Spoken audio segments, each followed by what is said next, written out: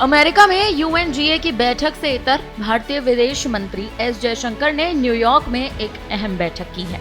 इस खास मौके पर सुब्रमण्यम जयशंकर ने समान विचारधारा वाले वैश्विक दक्षिण देशों की उच्च स्तरीय बैठक की मेजबानी के दौरान दुनिया के कई अहम मुद्दों पर चर्चा की। इस दौरान भारत का पक्ष रखते हुए जयशंकर साफ तौर पर कहते नजर आए कि वर्तमान समय की बढ़ती चिंताओं और जोखिमों की बहुलता को देखते हुए ये स्वाभाविक हो चुका है कि वैश्विक दक्षिण समाधान के लिए बहुपक्षवाद की ओर रुख किया जाए। इस महामंथन में वैश्विक दक्षिण को दुनिया भर की चुनौतियों यानी ज्वलंत मसलों से निपटने के लिए कुछ प्रस्ताव भी दिए गए। वर्तमान चुनौतियों के मद्देनजर एकजुटता बढ़ाने और आपसी सहयोग प्रोत्साहित करने के उद्देश्य से ग्लोबल साउथ के बीच संवाद बढ़ाने पर जोर दिया गया। इस चर्चा में आपसी परामर्श को मजबूत करने के लिए मौजूदा मंचों का उपयोग करने की सलाह दी गई। ये भी कहा गया कि अपनी अपनी विशिष्ट शक्तियों, अनुभवों और उपलब्धियों को सामने लाया जाए जो हमारे द्वारा विकसित की गई हों और जिनसे वैश्विक दक्षिण के अन्य देशों को भी लाभ हो।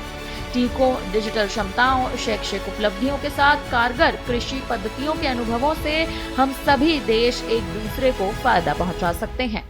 फिलहाल अब जयशंकर ने अपने इस पूरे बयान में क्या कुछ कहा है, सुनिए। This afternoon, we meet in increasingly uncertain times when the state of the world is a cause for mounting concern for member states. The global south, in particular, is confronted with a set of challenges which have heightened in the first half of this decade. They include the shocks of the COVID pandemic, two major conflicts in Ukraine and Gaza, extreme climate events, volatility in trade, uncertainty in investment flows and interest rates, and the catastrophic slowing down of the SDG agenda. Most of all, the rights and expectations of developing countries in the international system, which has been so assiduously developed over many, many decades, are today under challenge.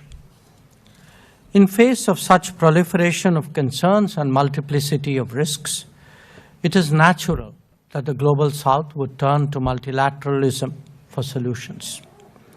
Unfortunately, there too we are presented with a very disappointing prospect. अहम जानकारी के लिए बता दें कि इस meeting में जलवायु कार्यवाही और जलवायु न्याय जैसे तमाम क्षेत्रों में ऐसी पहल करें जो वैश्विक उत्तर को उचित ठहराने के बजाय वैश्विक दक्षिण के हित में हो, ये कहना खुद जयशंकर का है। वहीं वर्तमान समय में मौजूद तकनीकों, खासकर एआई की संभावनाओं पर चर्चा करें। यूएन महासभा के इतर हुई बैठकों में भारत ने अपने मूल्यों और साझेदारी की प्रतिबद्धता को दोहराया है। इस दौरान यूएन में सुधारों की मांग पर भी चर्चा की गई है। फिलहाल जयशंकर के इस बयान पर जयशंकर ने जो ये हाई लेवल मीटिंग अब रखी है, इस पर अब आप क्या कहेंगे? आप हमें अपनी राय कमेंट करके जरूर दें।